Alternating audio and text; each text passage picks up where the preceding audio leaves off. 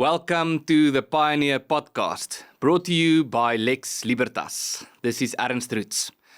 Today I want to address something that has captured the attention of many, both in South Africa and abroad.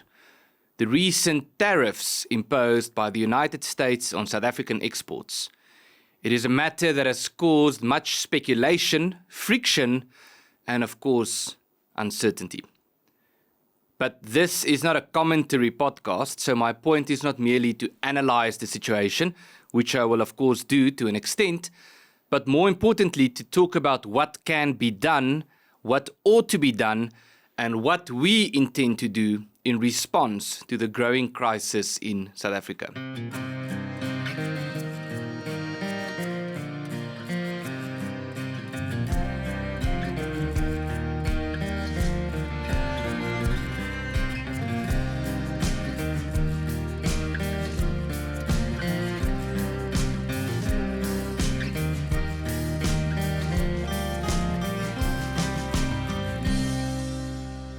We don't have the luxury of being idle spectators, and I sincerely hope that you, the viewer or the listener, would take the one step necessary to join us in what we intend to do, in what I will explain in this video. Because this is indeed a critical moment for South Africa. It is not simply a problem. South Africa doesn't have problems anymore. It is a crisis. South Africa has become a country soaked in crises, entangled in the quagmire of multidimensional problems that are not that difficult to solve, but seem impossible when you consider that those who have the power to solve these crises are the South African political elite, and that it seems incomprehensible that they would ever do what is necessary to fix these issues. Why won't they fix it? There are three reasons. One, because they have become consumed in race, nationalist, socialist ideology, which leaves no room for any solution that have anything to do with promoting freedom in the market or treating people equally. Two, because they have become so fat on the forbidden fruits of government corruption that the ANC and its allies have become a shadow of its former self. Not even as ideological as they used to be, but utterly and completely dependent on the treasured chest of the shrinking state to keep filling their own pockets. And because they know that doing the responsible thing would result in them losing access to looting opportunities and perhaps even leave them vulnerable to prosecution. And three, because they suffer from a severe inferiority complex, so severe that they have no faith in themselves or their own people. They do not believe that they can make it in the free market. Conversely, they believe that the only way for them to feed themselves is to render themselves utterly and completely dependent on the state for handouts and preferential treatment. And they have come to learn that the only way to ensure that the status quo is maintained is to keep implementing the very destructive policies that have led South Africa to where it is now. And so, the South African political elite, and I say political elite because I don't simply mean the ANC, I mean the practical and ideological alliance partners of the ANC.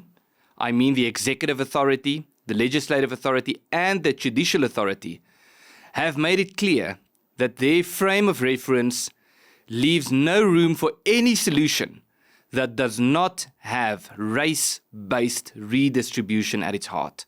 In other words, there is no room for any solution that involves merit, production, the protection of property rights, and the promotion of freedom in the market. And that doesn't involve antagonism toward white people and Afrikaners in particular, and toward the West in general. This is why Lex Libertas was founded, because we believe that the only way forward is through fundamental systemic change. But before I get to the issue of systemic change, let me get back to the matter of tariffs for a moment.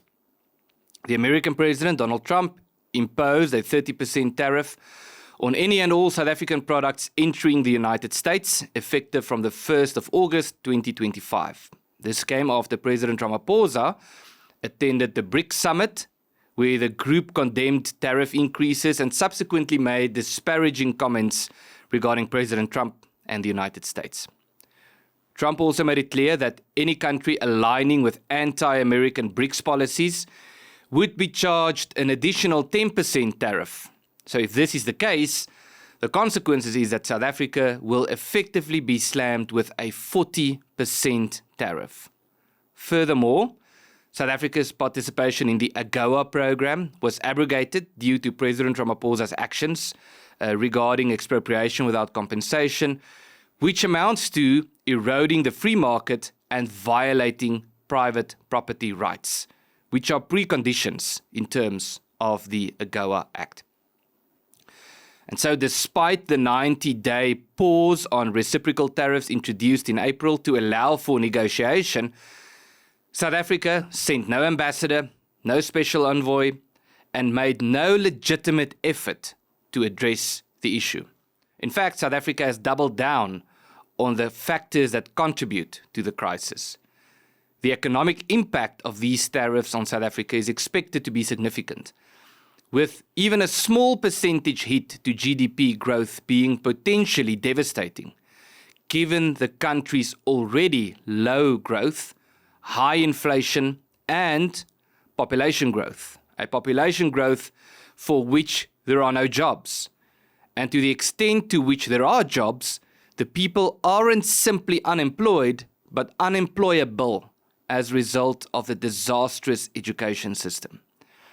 It has been our argument at Lex Libertas that we should distinguish between the problems themselves and the symptoms of deeper-rooted problems.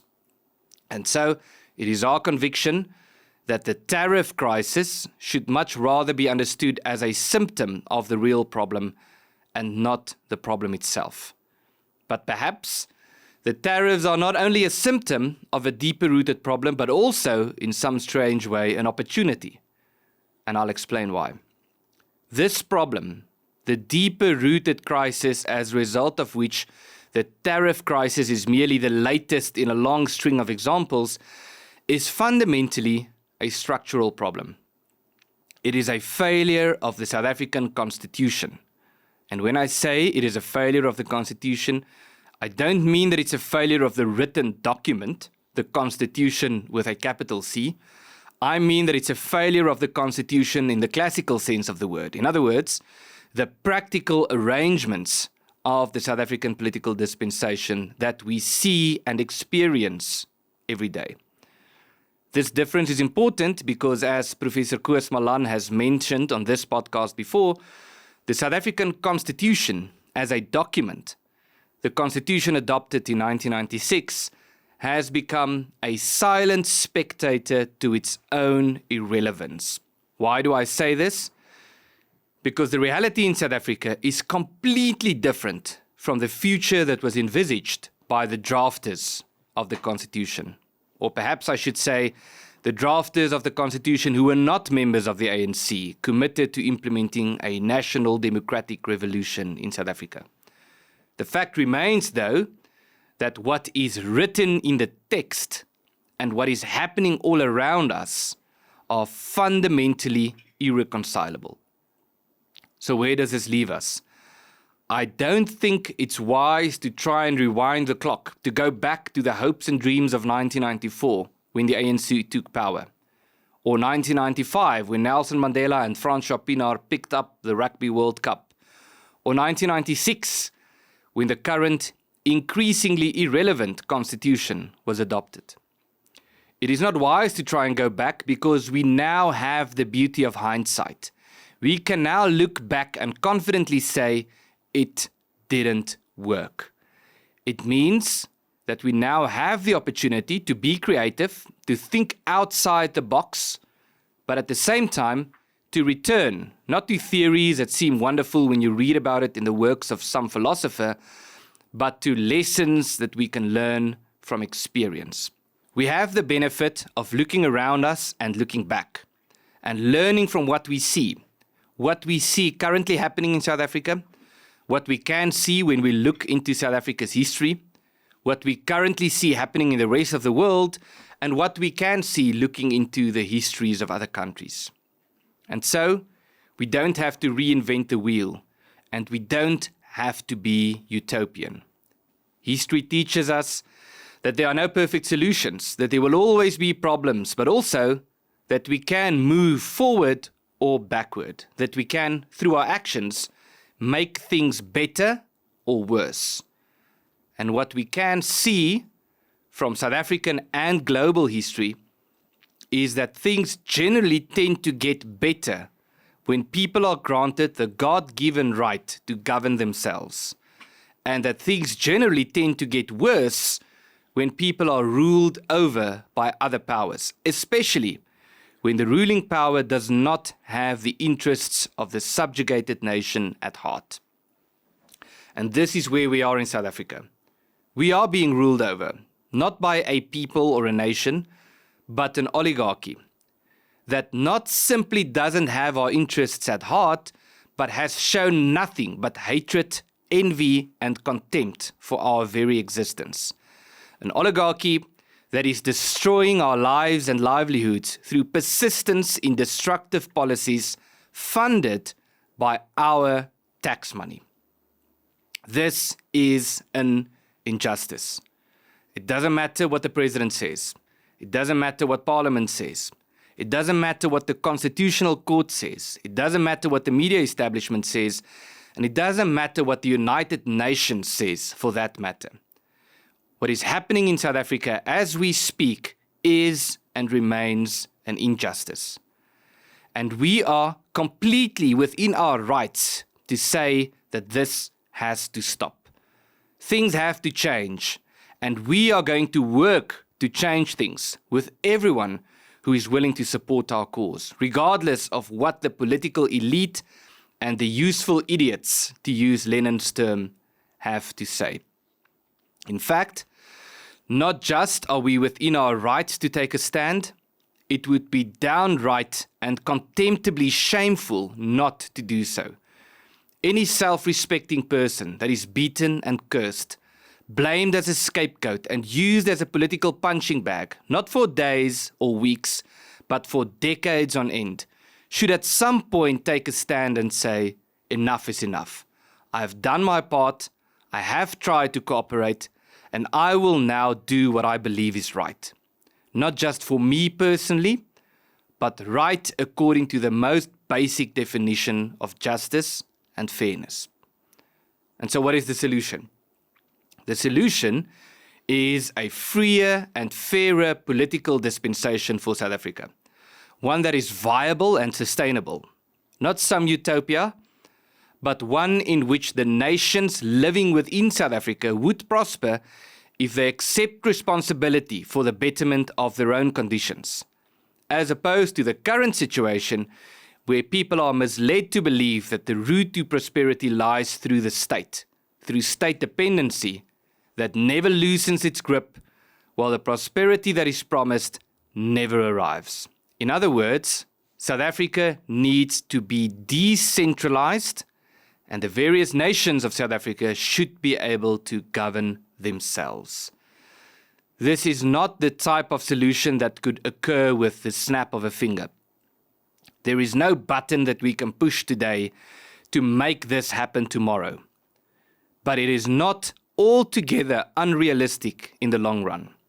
Peoples and nations throughout history have set their sights on goals that seem more unachievable than this, and have triumphed nonetheless.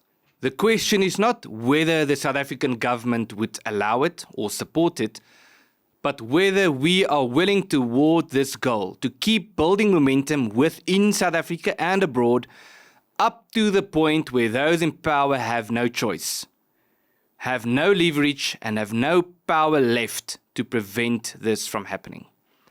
This is the one thing of Lex Libertas. It is the reason why Lex Libertas was founded and the single overarching goal that we work toward. How do we achieve this? Well, once again, it's not a quick fix. And it's not a snap of the fingers, but it could be done if we were able to shift the balance of forces, to use the ANC's term, significantly. It will take time, but it is possible, and we know what ought to be done. And so, broadly speaking, our plan consists of 5 interconnected steps. Actively working to create de facto realities in South Africa, where people and communities simply take control over their own affairs in such a way that it isn't possible for those in power to ignore them or to prevent them from doing so. Continually doing research and publishing creative and imaginative research on macro political solutions based on real-world experience, to look into what works and what doesn't, what has worked and what has failed, and most importantly, what could work in the South African context.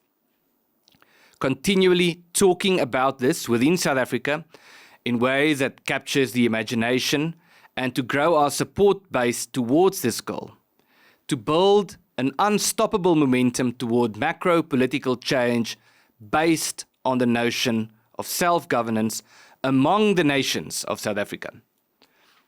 To continually raise awareness about the situation in South Africa abroad, not just awareness about the crisis, but awareness about the legitimacy of our cause.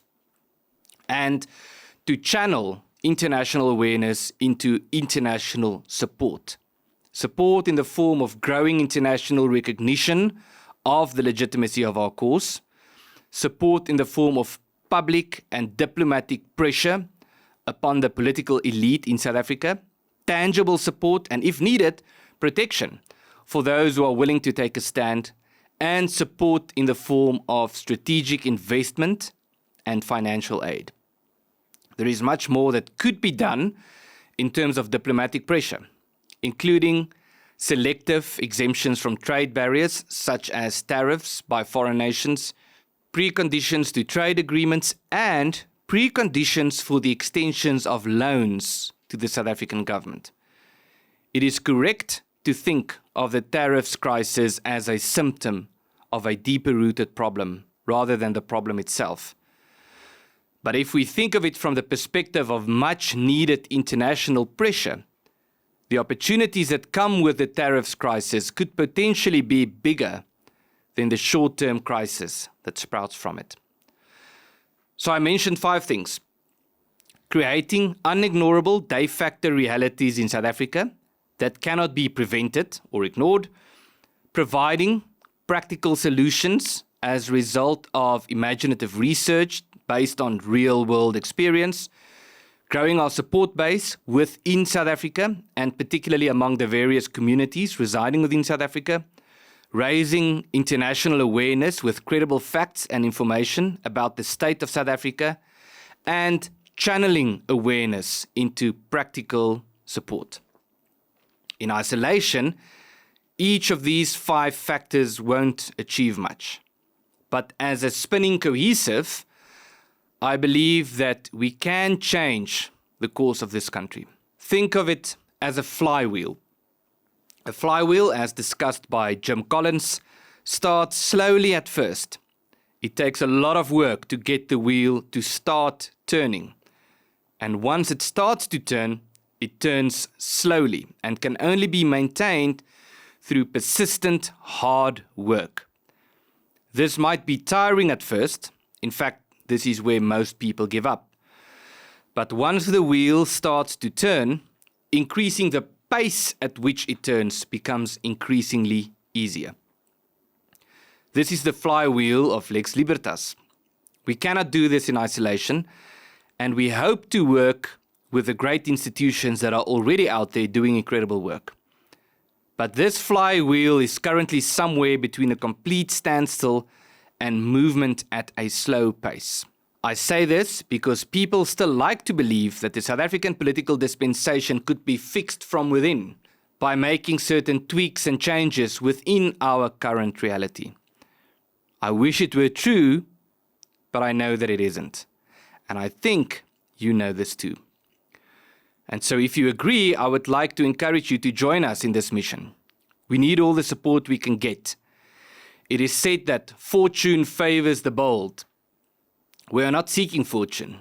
We are seeking a future for ourselves and for our children, here in the southernmost tip of the African continent, where we have lived for hundreds of years.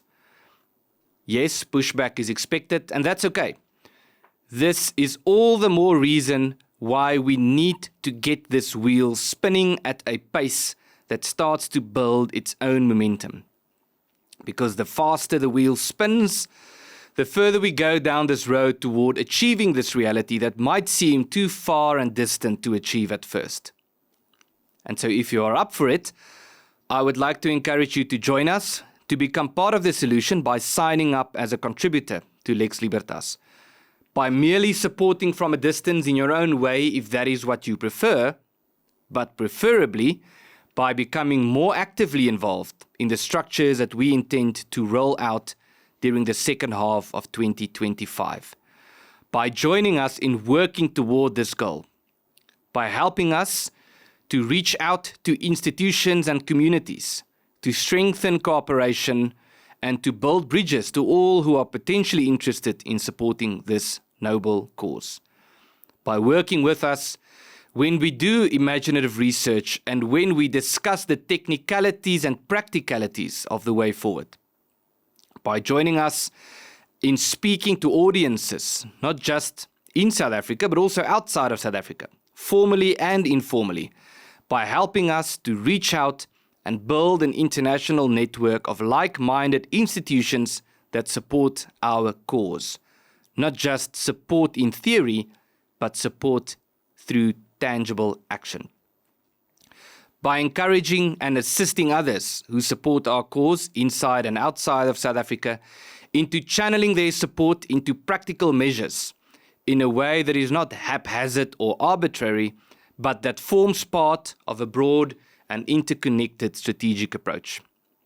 You don't need to quit your job and become a full-time activist, although there might be room for that too, but I would like to encourage you to contribute according to the resources and expertise at your disposal to make this possible. We are going to do this, and I believe that we can succeed, but we will not succeed through isolated actions. We can and we will succeed through strategic actions executed by a well-organized collective. I believe this because in our cause, it is not fortune, but the future that will favor the bold. And so I hope that you will join us, that I will see you at our workshops and planning sessions, that you will share your input and ideas, and you will help with the execution of what we intend to do, and that we can cooperate as partners in this journey at Lex Libertas.